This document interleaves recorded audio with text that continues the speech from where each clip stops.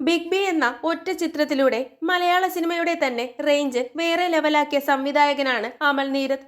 അതുകൊണ്ട് തന്നെ ബിഗ് ബിയുടെ രണ്ടാം ഭാഗം വരുന്നു എന്ന വാർത്തയും മലയാളികൾ ഏറെ ആവേശത്തോടെയാണ് സ്വീകരിച്ചത്.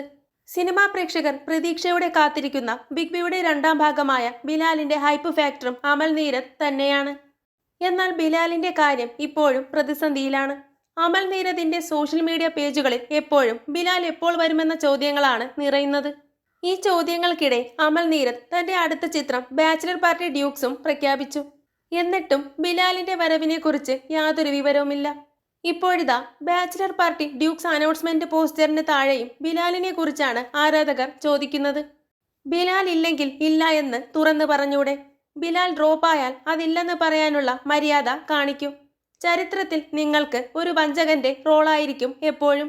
സിനിമാ ലോകത്തെ അല്ലേൽ മമ്മൂക്കാനെ ഇഷ്ടപ്പെടുന്ന ഒരുപാട് ആളുകളെ നിങ്ങൾ വഞ്ചിച്ചു കൊണ്ടിരിക്കുന്നു. ഒരു പോസ്റ്റർ തന്നിട്ട് കൊതിപ്പിച്ച വഞ്ചകൻ. ആരാധകരെ ഇത്രയും കാലം പറ്റിച്ചു നടക്കുന്ന വേറെ ഏതെങ്കിലും സംവിധായകൻ ഈ ഭൂമിയിൽ ഉണ്ടാവുമോ?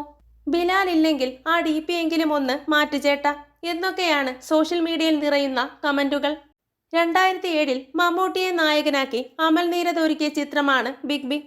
മമ്മൂട്ടിയെ കൂടാതെ മനോജ് കെ ജയൻ, ബാല, സുമിത് നവാൽ, നഫീസ അലി, മമത മോഹൻദാസ് തുടങ്ങിയ നിരവധി താരങ്ങളാണ് ചിത്രത്തിൽ അണിനിരുന്നത്.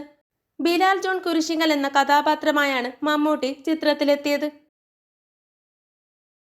കൂടുതൽ സിനിമാ വിശേഷങ്ങൾക്കായി ചാനൽ മറക്കാതെ സബ്സ്ക്രൈബ് ചെയ്യുക.